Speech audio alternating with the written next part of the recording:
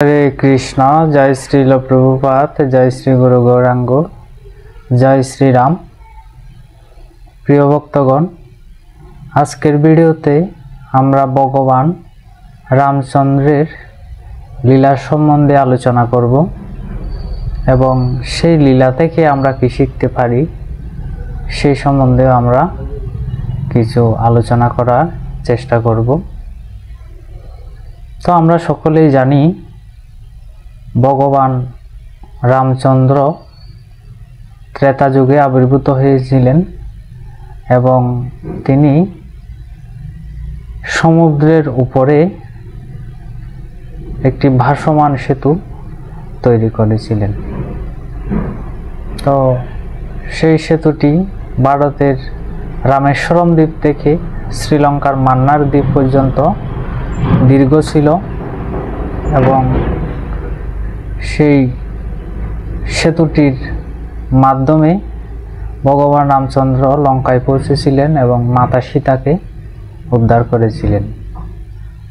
তো তিনি সেতুটি তৈরি করার আগে কিছু লীলা করেছিলেন এবং সেই লীলাগুলির মাধ্যমে আমাদেরকে শিক্ষা দিয়েছেন দৈনন্দিন জীবনে আমাদের আসলে কি করা উচিত, কোন ধরনের আচরণ করলে আমরা এই জগৎ থেকে মুক্তি লাভ করতে পারব। ভগবান গীতায় বলেছেন, নমে পার্থাস্তি কর্তব্যম ত্রিষু লোকেষু কিঞ্চন নানবাপ্তম অবাপ্তব্যম বর্ত এব চকর্মণি। ভগবান বলছেন, হে অর্জুন, হে পার্থ, এই ত্রিজগতে আমার কোনো কর্তব্য কর্ম নেই, তবুও আমি কর্তব্য কর্ম করি। কেন জানো? কারণ আমি যদি কর্ম না করি তাহলে আমাকে দেখে দেখে সবাই কর্মহীন হয়ে যাবে। কারণ আপনারা সকলেই জানেন যে ভগবান রাসলীলা করেছেন, সেজন্য আমাকেও করতে হবে। ভগবান ওইটা করেছেন, সেজন্য আমাকেও করতে হবে। ভগবান এটা করেছেন, সেজন্য আমাকেও করতে হবে। এ ধরনের কথাবার্তা অনেকেই বলেন। তো সেজন্য ভগবান বলছেন, আমি কর্ম করে দেখাচ্ছি কিভাবে কর্ম করতে হয়। আমি যদি কর্ম না করি তাহলে যারা প্রজা রয়েছে, যারা সাধারণ জীব রয়েছে, তারাও কর্ম করা বন্ধ করে দেবে। সেজন্য আমি যুগে যুগে অবতীর্ণ হয়ে সাধুদের পরিত্রাণ করি, অসুরদের বিনাশ করি, ধর্ম সংস্থাপন করি এবং কর্মের মাধ্যমে আমি দেখিয়ে দিই কিভাবে কর্ম করা উচিত এবং করতে হবে। তো আজকে আমরা শ্রীমদ্ ভাগবত থেকে শ্রীমদ্ ভাগবতের নবম স্কন্ধের দশম অধ্যায়ের 15 শ্লোক, 16 শ্লোক এবং 17 শ্লোক, এই তিনটে শ্লোকের আলোচনার মাধ্যমে আমরা বুঝতে পারব ভগবান রামচন্দ্র তার লীলার মাধ্যমে আমাদেরকে কি শিখিয়েছে। তো চলুন দেখা যাক। তো প্রথমে আমরা একটু আগে আলোচনা করি, 13 নম্বর শ্লোকটা আমরা আলোচনা করব। তো সেখানে ভগবান রামচন্দ্র কি করেছিলেন সেটা বর্ণনা করা হচ্ছে। বলা হচ্ছে, ভগবান রামচন্দ্র সমুদ্রের তটে 3 দিন ধরে উপবাস করে মূর্তিমান সমুদ্রের আগমনের জন্য প্রতীক্ষা করেছিলেন। অর্থাৎ ভগবান সেতু তৈরি করার আগে কি করেছিলেন? সমুদ্রের পূজা করেছিলেন। কেন? কারণ এই লীলাটার মাধ্যমে ভগবান রামচন্দ্র আমাদেরকে শিক্ষা দিচ্ছেন, এই জগতে আমরা যা কিছু গ্রহণ করব, এই জগৎ থেকে আমরা যা কিছু নেব, সেগুলো নেওয়ার আগে অবশ্যই আমাদেরকে সেগুলো যাদের মাধ্যমে পাচ্ছি এবং সেই জিনিসগুলো প্রকৃতপক্ষে যিনি সাপ্লাই দিচ্ছেন তাকে বলেই আমাদের গ্রহণ করা উচিত। যেমন সমুদ্রের একজন দেবতা রয়েছে, তো ভগবান সমুদ্রের জল ব্যবহার করার আগে, সমুদ্রকে ব্যবহার করার আগে সেই সমুদ্রদেবের পূজা করেছিলেন, সেই সমুদ্রদেবের অনুমতি প্রার্থনা করেছিলেন। এবং ভগবান কিন্তু গীতায়ও বলেছেন যে ইষ্টান ভোগান হেবু দেবা দাস্যন্তে যজ্ঞ ভাবিতা তৈর্দত্তান অপ্রদায়ব্য ইয়বুংতে স্তন এবস। ভগবান বলছেন তোমরা যা কিছু পাচ্ছ দেবতাদের মাধ্যমেই পাচ্ছ। তাই কোনো কিছু গ্রহণ করার আগে সেই দেবতাকে বলে গ্রহণ করবে, সেই দেবতাদেরকে নিবেদন করেই গ্রহণ করবে। তুমি যদি সেই দেবতাকে নিবেদন না করো তাহলে তুমি চোর। তো এখানেও ভগবান আমাদেরকে শিক্ষা দিচ্ছেন যে আমাদের যা কিছু গ্রহণ করার রয়েছে সেগুলি গ্রহণ করার আগে আমাদের অবশ্যই দেবদেবীদেরকে ধন্যবাদ জানাতে হবে, কৃতজ্ঞতা প্রকাশ করতে হবে এবং প্রকৃতপক্ষে জিনিসগুলো যিনি দিচ্ছেন ভগবান তাকেও বলে গ্রহণ করতে হবে, তাকেও ধন্যবাদ জানাতে হবে।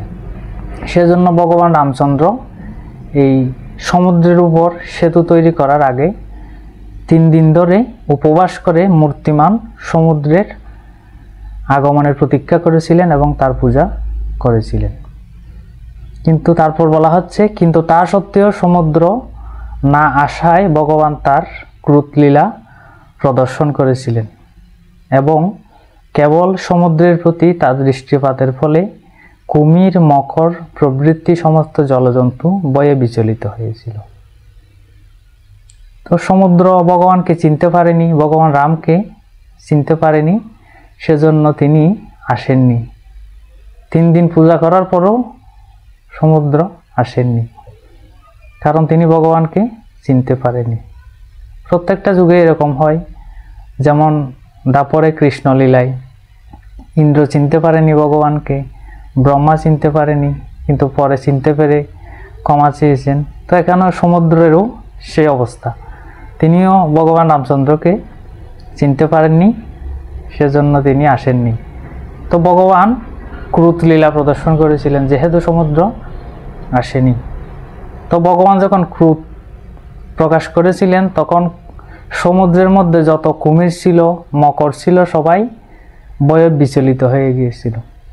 দেখুন, আমরা সবাই কুমিরকে ভয় পাই, কিন্তু ভগবানের শুধু দৃষ্টিপাত দেখে, ক্রোধপূর্ণ দৃষ্টিপাত দেখে কুমিরও ভয় পাচ্ছে।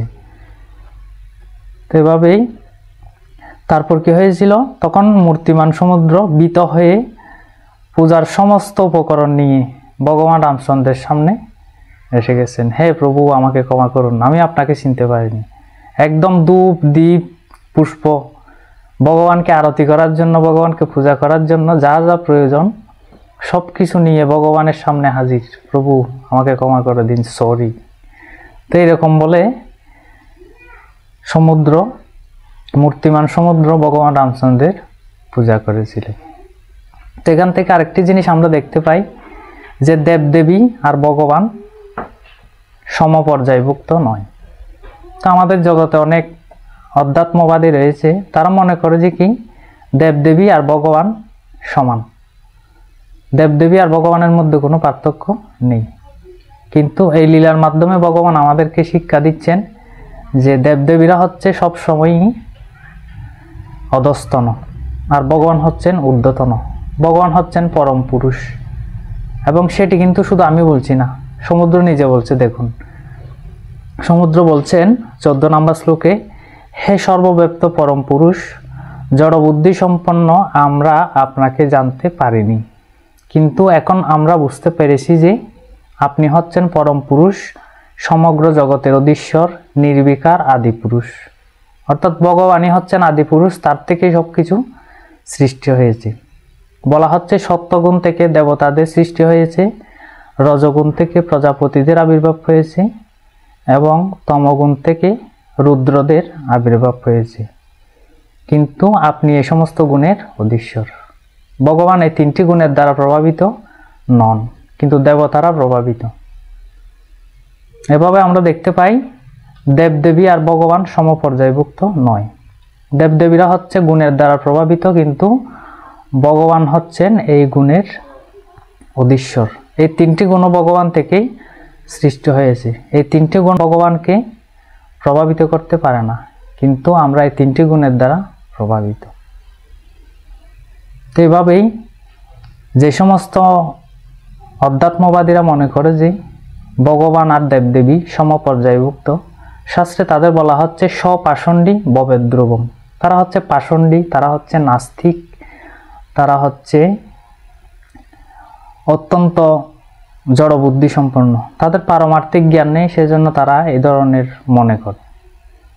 তো এই লীলা থেকে আরেকটি শিক্ষা আমরা পেলাম কি, যে ভগবান আর দেবদেবী সমপর্যায়ভুক্ত নয়। আর প্রথম শিক্ষাটি কি ছিল, যে আমরা যা কিছুই এই জগৎ থেকে গ্রহণ করব সেগুলো অবশ্যই দেবদেবীদেরকে এবং ভগবানকে বলেই গ্রহণ করতে হবে, কারণ সেগুলো দেবদেবীদের মাধ্যমেই ভগবান আমাদেরকে দিচ্ছেন। তার ফলে কি হবে, ভগবান গীতায় বলেছেন, যজ্ঞ শিষ্টা অশ্বিন সন্তু মুচ্ছন্তে সর্বকিল্লিশই ভুঞ্জতে তে তু অগং পাপা ইয়ে পচন্তি আত্মকারণাৎ। ভগবান সেখানে বলছেন যে আমার ভক্তরা সমস্ত পাপ থেকে মুক্ত। কেন? কারণ তারা আমাকে নিবেদন করেই সব কিছু গ্রহণ করে। কিন্তু যারা নিজেদের ইন্দ্রিয় তৃপ্তির জন্য রান্না করে এবং নিজেদের ইন্দ্রিয় তৃপ্তির জন্য বাজার করে, নিজেদের ইন্দ্রিয় তৃপ্তির জন্য সব কিছু করে, তারা হচ্ছে প্রতি গ্রাসে গ্রাসে পাপ ভক্ষণ করে। তাই সব কিছু আমাদেরকে ভগবানকে নিবেদন করা উচিত এবং ভগবানের সে প্রসাদ দেবদেবীদের উদ্দেশ্যে নিবেদন করা উচিত। তাহলে দেবদেবীরাও খুশি হবেন এবং ভগবানও খুশি হবেন, আমরাও সমস্ত পাপ থেকে মুক্ত থাকতে পারবো, সুরের বদনাম থেকে রক্ষা পাব।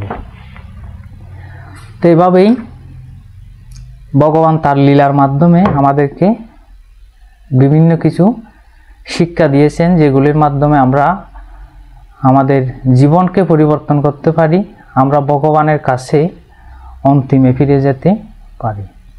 তো আজকে এই লীলা থেকে যে শিক্ষাগুলো আমরা আলোচনা করলাম, আমরা সবাই চেষ্টা করব সেই শিক্ষাগুলো নিজের জীবনে প্রয়োগ করার জন্য। তার ফলে আমাদের জীবন অত্যন্ত সুন্দর হবে, আনন্দময় হবে। তা আমার আলোচনায় কোনো ভুল ত্রুটি হয়ে থাকলে অবশ্যই ক্ষমা সুন্দর দৃষ্টিতে দেখবেন। সবাই ভালো থাকুন, সুস্থ থাকুন, সর্বক্ষণ কৃষ্ণ ভাবনাময় থাকুন। হরে কৃষ্ণ, হরি বল।